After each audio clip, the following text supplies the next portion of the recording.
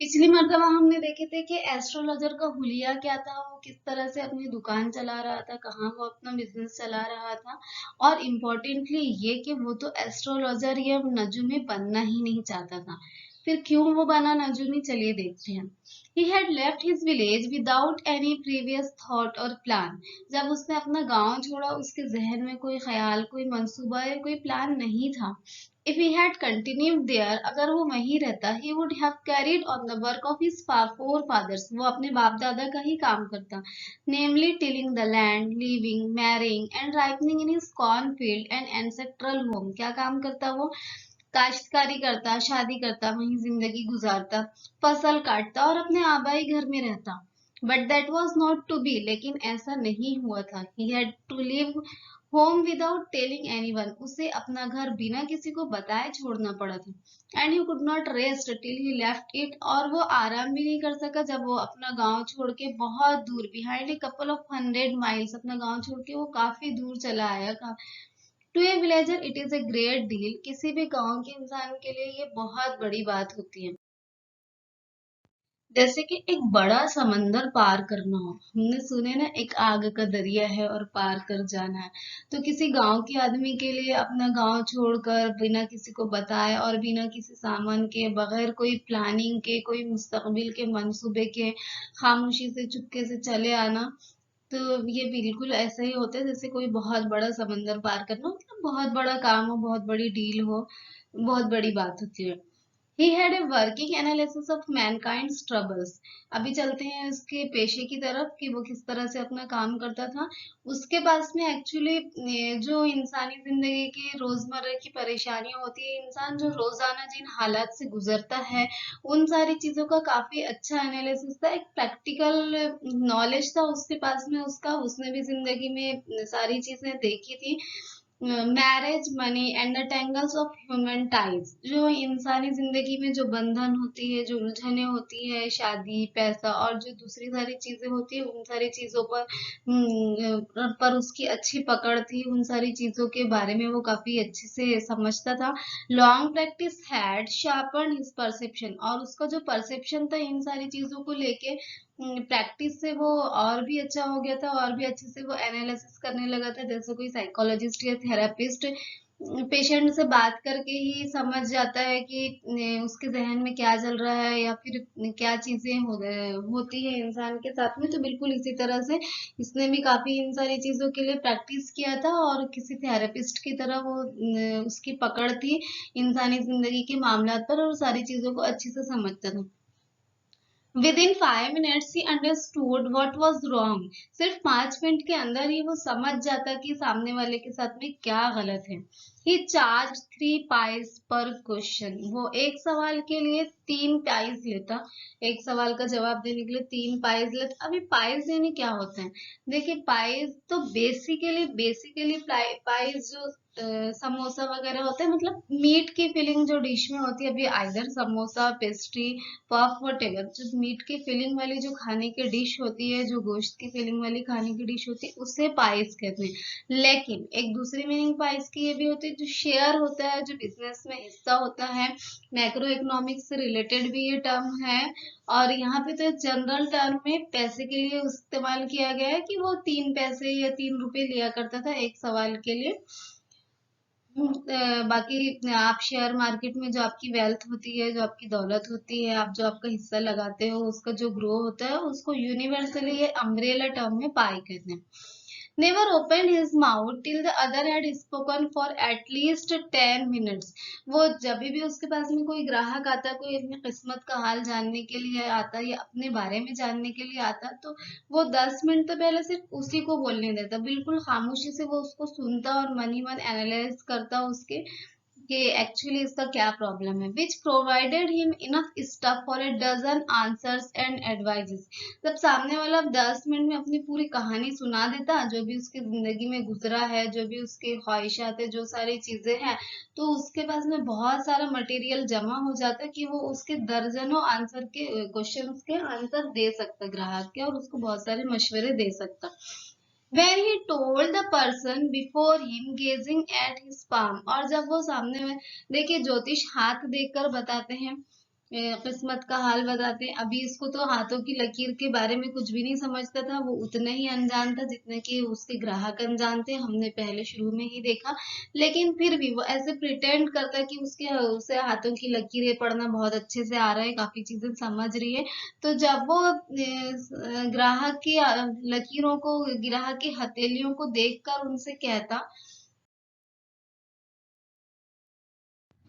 In many ways, you are not getting the fullest results for your efforts.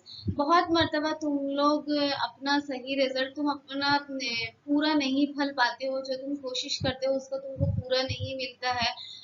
9 out of 10 were disposed to agree with him. तो 10 में से 9 लोग तो मान ही जाते कि वो कितना ज्ञानी है, कितना सही बता रहा है वो, क्योंकि ये तो इंसान की फितरत है कि वो किसी चीज पर मुतमईन नहीं होता। और 10 में से 9 लोग ऐसा ही सोचते हैं कि हमने जो कोशिश की है ये हमें उसका पूरा फल नहीं मिला, हम इससे अच्छी जगह हो सकते थे, हमें इससे अच्छा मिल सकता था। इसलिए वो एक कॉमन बात बताता है, ये किसी एक के लिए स्पेसिफिक नहीं होती और सभी लोग इससे एग्री भी हो जाते कि हाँ वो सही बता रहे। और ये क्वेश्चन या कभी वो सवाल करता, is there any woman in your family, maybe even a distant relative, who is not well dispose towards you.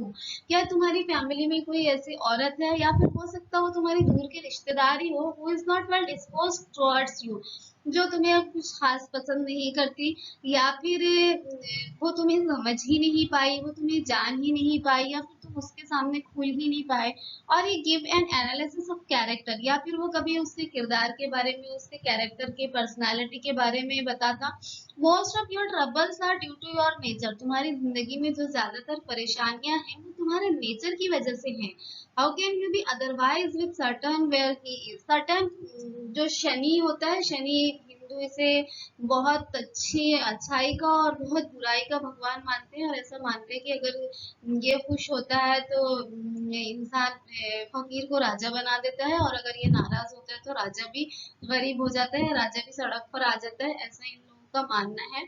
तो ये कहता है कि तुम्हारा नेचर की वजह से ही तुम्हें ये सारी परेशानियां हैं। ये तो ऐसे कैसे हो सकता है कि शनि तुम्हारे साथ ना हो, मतलब कि तुम्हारा बहुत अच्छा ना हो। You have an impetuous nature and a rough exterior. तुम काफी तेज, काफी जल्दबाज हो, और बहुत रफ एंड टफ तुम्हारी पर्सनालिटी है। तुम्हारे अंदर कोई लाग लपेट नहीं है, तुम बहुत खरे है, तुम बहुत रूड हो या फिर रफ हो। तो ये सारी चीजों की वजह से तुम्हारी जिंदगी में परेशानियां हैं, नहीं तो तुम्हारे साथ भी बहुत अच्छा होता, शनि भी तुम्हारे साथ होते, ऐसा जनरली वो लोगों को बताता। जब वो लोगों को ऐसा कहता, this endeared him to their hearts immediately, लोगों के दिल में उतर जाती है बात, लोग वो लोगों का अजीज बन जाता। इंडियर्ड हर दिल अजीज बनना, अजीज बनना। तो क्यों ऐसा होता?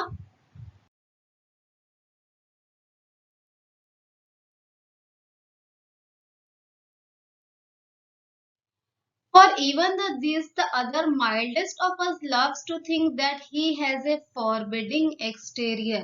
क्योंकि क्यों वो हर दिल अजीज बनता था, वो ऐसा किसी को बोलता तो कि कोई तुम्हें समझ ही नहीं पाया, या फिर तुम्हारे और किसी औरत के बीच में बहुत फासला है। एक दो चीजें इस चीज में होती है, एक तो अगर वो मेल है तो उसका औरत के साथ में एक जो रिलेशन या अट्रैक्शन वाली चीज, मतलब उसको स्टिमुलेट करती है वो चीज। दूसरी बात है कि ऐसा मेल का नेचर होता है, वो ये चाहते हैं कि वो फीमेल के लिए डिस्पोज ना रहे, फीमेल के लिए। और हर एक मामूली सा मर्द भी जिसकी कोई पर्सनालिटी नहीं है, जिसकी कोई हैसियत नहीं है, वो भी ये सुनना बहुत पसंद करता है कि उसका फॉरबिडिंग एक्सटीरियर है, मतलब कोई उसको खोज नहीं सकता, कोई उसको जान नहीं सकता, ये सुनना उसको बहुत पसंद आता है।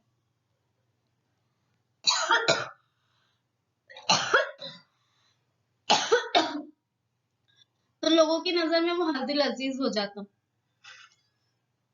आगे देखते हैं, the nuts vendor blew out his flare and rose to go home. अभी जो उसके पास में मूंगफली बेचने वाला खड़ा होता था, जिसकी रोशनी में ही वो अपनी दुकान चला रहा था, तो वो अपनी रोशनी को, अपने चिराग को बुझा दिया है उसने, और खड़ा हो गया वो घर जाने के लिए। This was a signal for the astrologer to bundle up too. ये एस्ट्रोलॉजर के लिए भी इशारा है कि उसने भी अपना सामान समेट लेना चाहिए. Since it left him in darkness except for a little shaft of green light which strayed in from somewhere and touched the ground before him. इसके पहले कि बहुत गहरा अंधेरा हो जाए और कहीं से बस एक हल्की सी रोशनी की लाइन जमीन पर पड़े, एक हल्की सी रोशनी की लकीर जमीन पर पड़े, उसके पहले उसने अपना सामान उठा लेना चाहिए और उसने भी घर चला जाना चाहिए. He picked up his cowrie shells and paraphernalia and was putting them back into his bag. तो वो उसने भी अपना सामान उठाया, अपनी वो कौड़ी उठाई और जो भी उसका जाती साजो सामान था जो एस्ट्रोलॉजी के लिए उसको दरकार था, वो सारा सामान उसने उठाया और पीछे पलट के वो बैग में रखने ही वाला था. तभी उसने when the green shaft of light was blotted out, वो अपना सामान बैग में रखने के लिए पलटा, इसके पहले की जो रोशनी की हल्की सी लकीर आ रही थी वो भी गैर वाज़ेह हो जाती. He looked up and saw a man standing before him. उसने ऊपर देखा तो नजर आया एक आदमी उसके सामने खड़ा है. He sensed a possible client. उसने उसे अपना ग्राहक समझा and said और पूछा, यू लुक सो केयरवॉल, तुम काफी गमजदा दिखाई दे रहे हो, काफी फिक्रमंद दिखाई दे रहे हो. देखो ये एस्ट्रोलॉजर का स्टाइल होता है वो, और इंसान की टेंडेंसी होती है कि अगर आप उसके साथ में हमदर्दी करते हो तो वो आपसे बात करते हैं, वो आपके सामने अपना बोझ हल्का करते हैं. तो एस्ट्रोलॉजर भी उसको पूछता है कि तुम गमजदा दिखाई दे रहे हो, तो फिर वो खुद ही बताएगा उसकी क्या कहानी है. It will do you good to sit down for a while and chat with me. क्या ही अच्छा होगा अगर तुम मेरे साथ बैठो और मुझसे कुछ देर बात करो.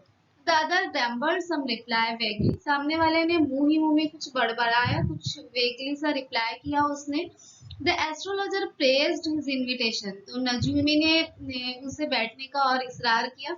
Whereupon the other thrust his palm under his nose. जबकि सामने वाला तो अपनी नाक के नीचे अपनी हथेली रगड़ रहा था, अपनी हथेली रखा था, जैसे इंसान सोच में कुछ फिक्र में ऐसे मुंह पर हाथ रखकर खड़ा होता है ना, मुंह पर हाथ रखा होता है.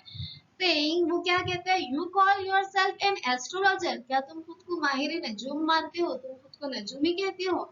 The astrologer felt challenged. Astrologer को अभी काफी चैलेंज लगता है कि ये मुझ पर शक कर रहा है कि अब ये मैं नजूमी हूँ. And said, tilting the other's palm towards the green shaft of life, yours is a nature.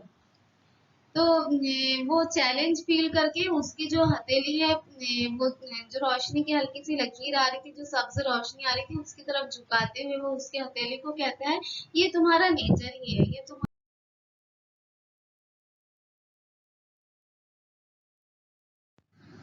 Oh stop that, other said. ओह बंद करो इसे. सामने वाला गुस्से से कहता है, tell me something worthwhile, मुझे कुछ अच्छा बताओ, मतलब मुझे कुछ मीनिंगफुल बताओ, ये क्या फजूल बातें कर रहे हो.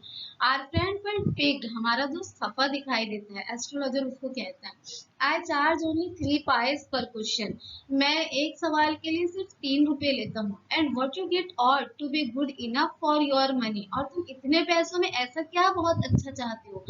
At this the other विड्रीव his arm, उसकी इस बात पर सामने वाला वो जो आदमी है वो अपने हाथ उठाता है, बाजू उठाता है, टुक आउट एन अन्ना, और एक पैसा निकालता है, and flung it out to him, और उसकी तरफ फेंकता है. सेइंग, कहते हुए, I have some questions to ask, मेरे पास कुछ सवाल है तुमसे पूछने के लिए.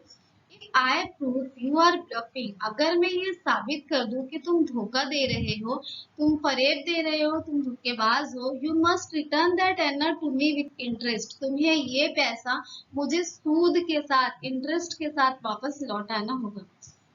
तो बदले में एस्ट्रोलॉजर उसको क्या कहता है, if you find my answer satisfactory will you give me 5 rupees, अगर क्या तुम मेरे आंसर, मेरे जवाबात से मुतमईन हो जाओ तो क्या तुम मुझे 5 रुपए दोगे. कि इसे 1 रुपए में, 1 पैसे में ये ऐसे सवालात करना चाह रहा था, और ये कहते हैं इसको ऐसा भरोसा भी है कि वो उसको धोखेबाज साबित कर देगा. तो ये उसको पूछता है कि अगर मैं धोखेबाज साबित नहीं हुआ, अगर तुम्हें मेरे जवाबात सही लगे तो क्या तुम मुझे 5 रुपए दोगे. तो इसने इसे 5 रुपए दे दिए या नहीं, वो उसके लिए राजी हुआ या नहीं, या फिर उसी 1 पैसे पे वो अड़ा रहा, या उसने उससे क्या सवालात पूछे और क्या जवाबात उसे मिले, ये हम अगली मर्तबा देखेंगे.